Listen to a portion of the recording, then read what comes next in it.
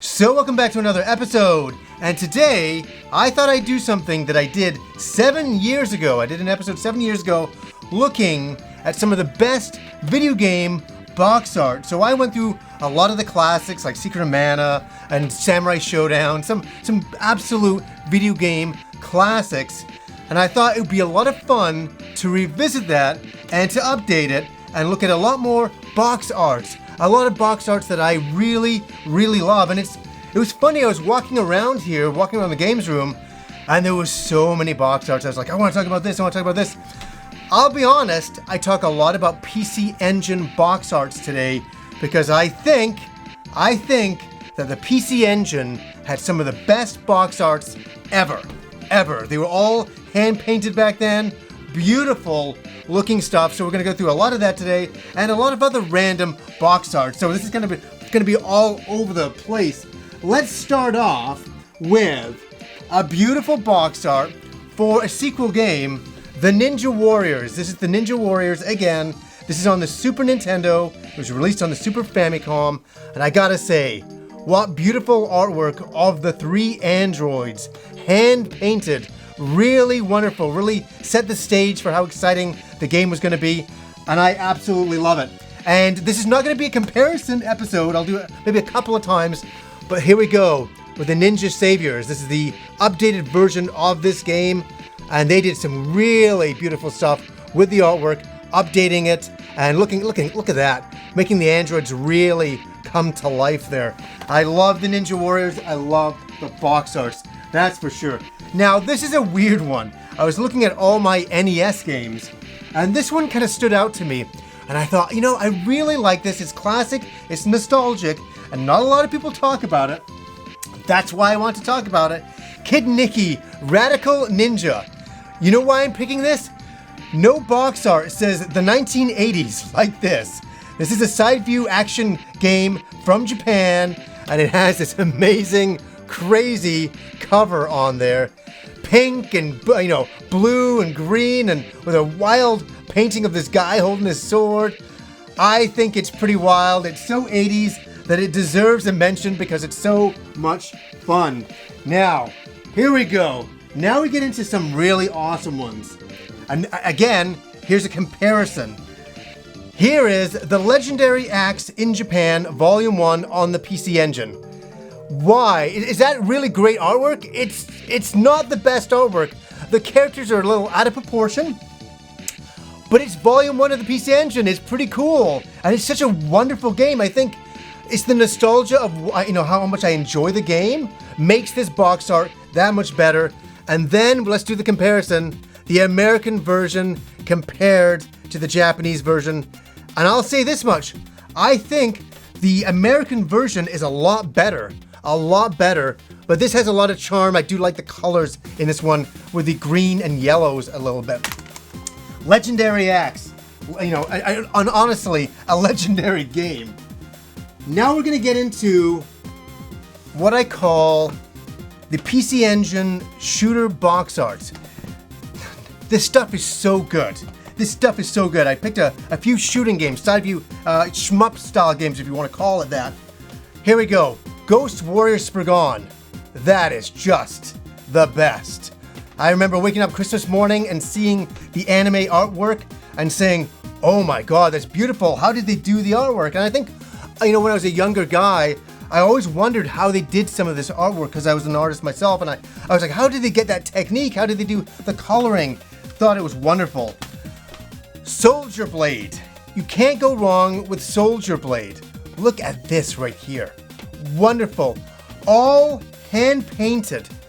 Now, I have no problem with digital coloring nowadays and stuff like that, where the entire artwork is done in the computer, but I am super nostalgic about the days of hand-painting covers for video games. I think that is so great. Now we look at one that is a shooting game that is kind of the opposite of that. Why do I like this? Armed F. Why I like this so much is because of the anime coloring. This is a cell painting, specifically made for this particular game. And I really like that Shooters did this for the PC Engine. Anime style artwork was so big back then. And boy, when I saw it, here's the thing. I can actually tell you why I like this so much. It's the multiple coloring shades. So it's not just like one shade of blue for one particular thing. It's like 4 shades and stuff like that. So that was like high-end anime artwork back then, was the amount of shades used for one particular color. This, to me, is a super classic. It's kind of a cute 'em up, as they did call them. And that is Fantasy Zone. This is a beautiful, nostalgic one from back in the day.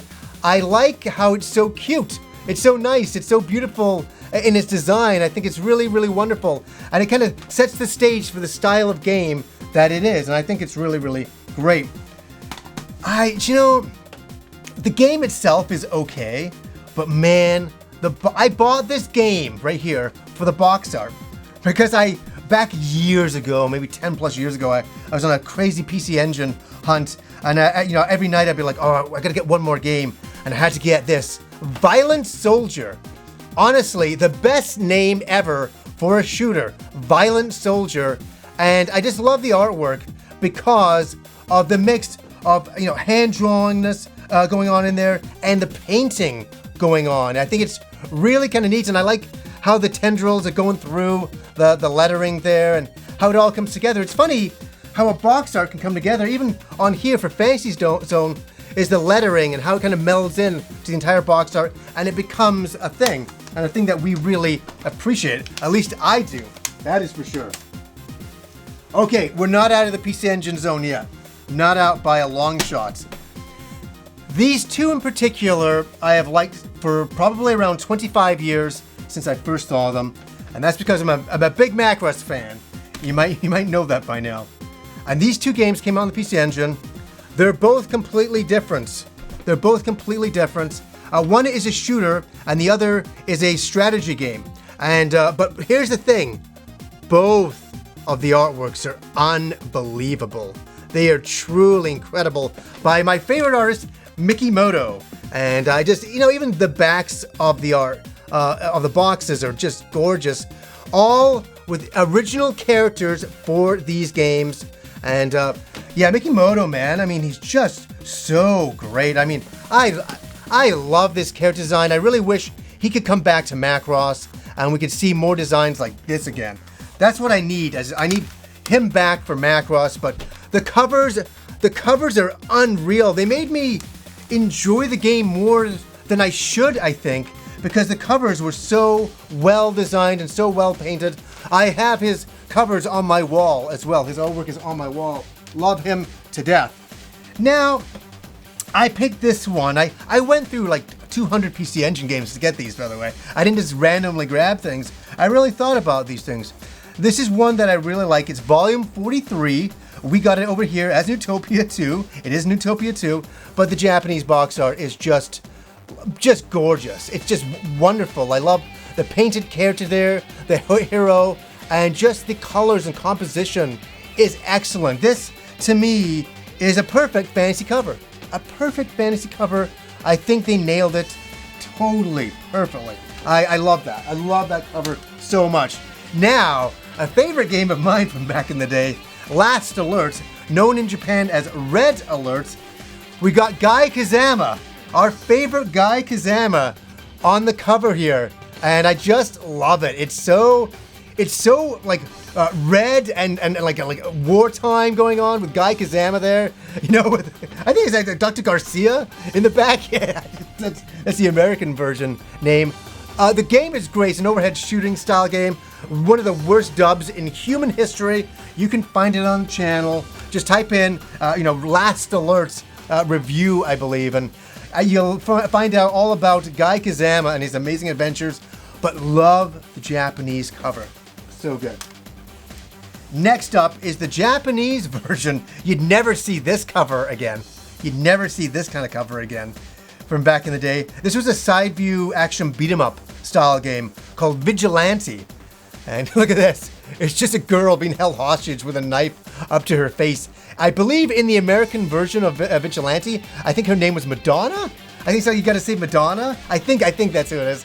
So if a picture can speak 1,000 words, that is pretty wild for a cover.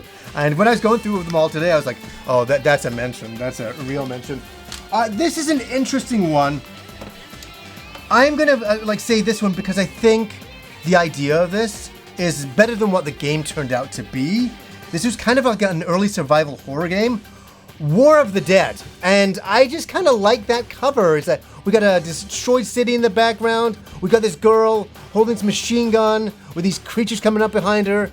And I'll be honest with you, I just like the title, War of the Dead.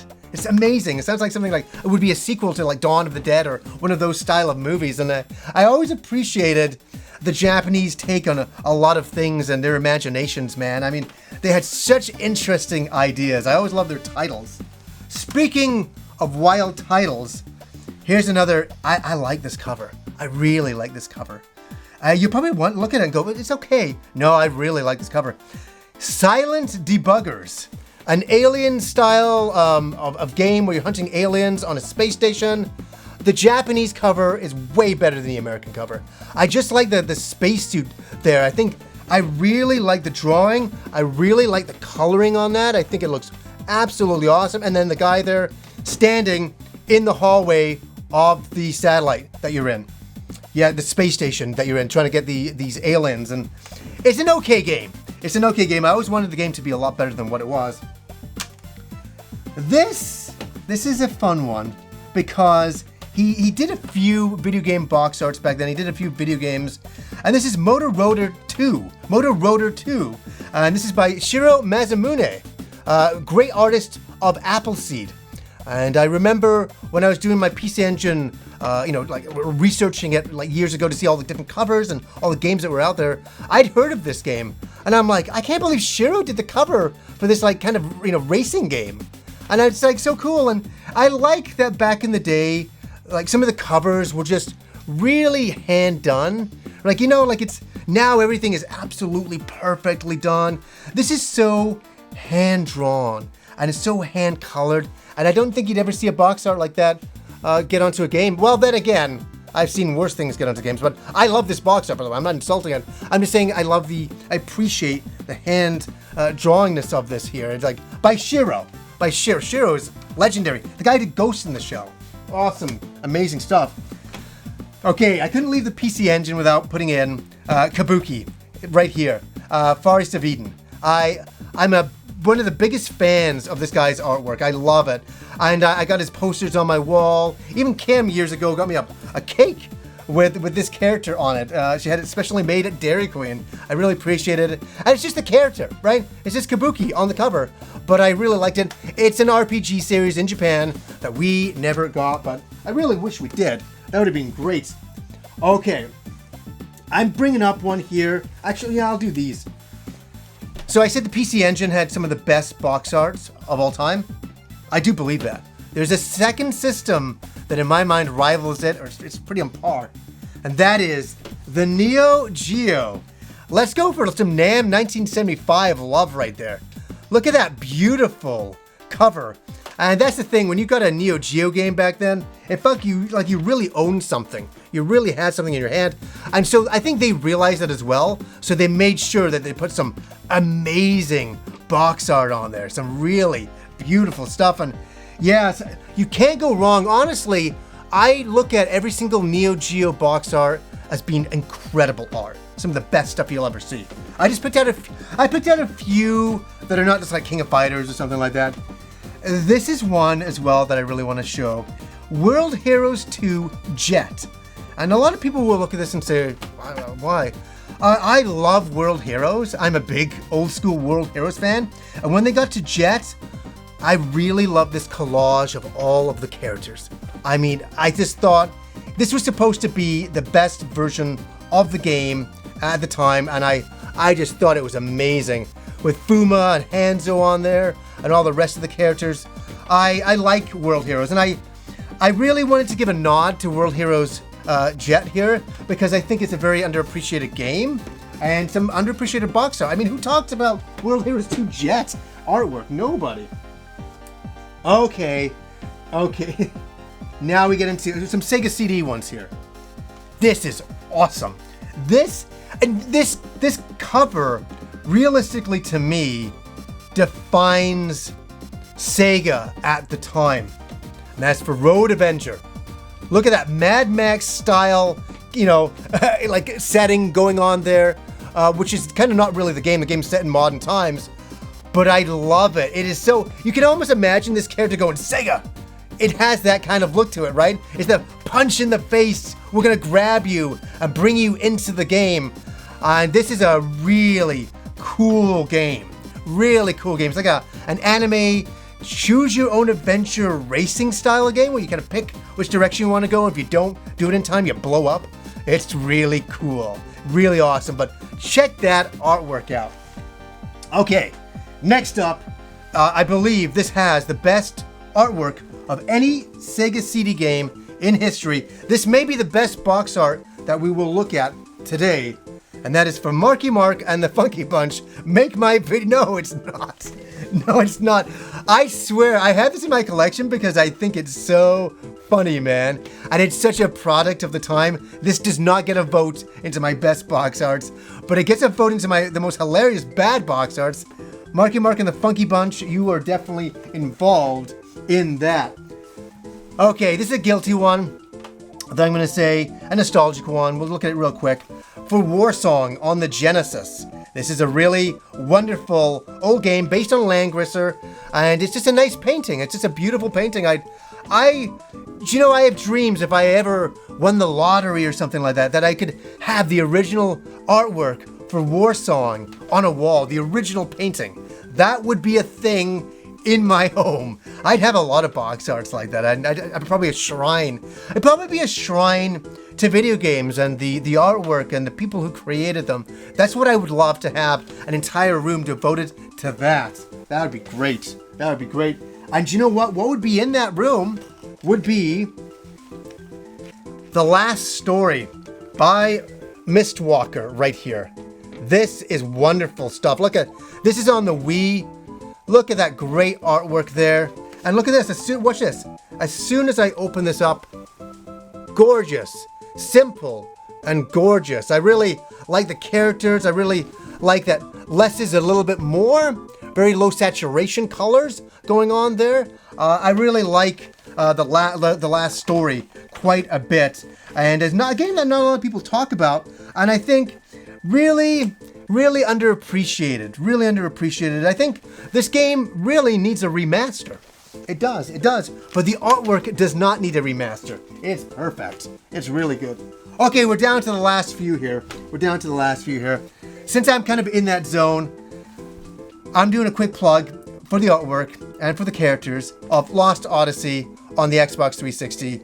Another underappreciated game. I'm plugging this one because I do like the artwork. I think it's incredible because it's so epic in scale. And the character designer, I'm a huge fan of Slam Dunk, that manga and anime, and I just loved these character designs, and I think he did a great job. I wish he did more character designs for video games, and I think they lend really well to the cover here over the city, and just, this game is big in scope. Anyways, I'm not doing a review. I want to do a review on Lost Odyssey. I'm not here to do that. I just want to say that I really appreciate the box art all these years later. It's just so great. Okay, this is more, I'm doing a comparison again here. One has great artwork and one does not. You decide. Vermilion for the Genesis and Vermilion for the Mega Drive. Which one is the good one? You let me know in the comments down below. I'll let you decide that one. I know what I'm gonna pick, and you know what? I'm not gonna say what it is. There's a few more. I lied. There's a few more. Legend of the Mystical Ninja. Beautiful. Look at that cover. That would be in my video game museum in my house, just so I could look at it. That would be great. That would be great if I had that. Oh my God. Great artwork right there. Okay. And this is from this year. Persona 5 Royal. Look at that artwork. Isn't that gorgeous? Isn't that just wonderful? It is absolutely drop dead gorgeous. Yeah, this is absolutely fan freaking tastic artwork. Super big fan of that. Now, oh, here we go. Look, this is great. Do I even need to say anything? I don't need to say anything. Let's just look at the artwork and enjoy that, because the artist did a phenomenal job. I mean, you know, even with this special edition, the embroidering on it, this is not an episode on special editions, but just the artwork on the cover here. Wow. Wow, I remember when I got this for the first time, I was like a little bit in awe. I couldn't believe how nice it looked. And a couple to leave on. Kadash. Whoa! The instruction manual flew straight out of the bottom there. That is, look at that. It went whoosh, straight out. That means it wants to get played. That's what that means. But Kadash has some, oh, look at that. That to me is the reason why I play Dungeons and Dragons, for artwork like that. It perfectly sums it up. That's great stuff. The game is great. I have the arcade game up here as well. And we'll leave on a Nintendo Switch note. The Legend of Zelda, Breath of the Wild. Simple, very simple. Just Link looking out into the mountains there, and you're just like, this is the beginning of a grand adventure. And the game was. And that artwork, it's weird. It's already been a few years, but give it another 10 years and you'll look at this artwork and you'll go, oh my God, remember that game? You know, meanwhile, we'll be playing the 8K version of it on the Nintendo Switch 10. I'm sure, something like that. But I really had a good time coming in here and just picking some random games that I've always appreciated the box art for. What are some great box arts that you guys like for video games? Let me know down below. I'm checking out now. So anyways, guys, until next time.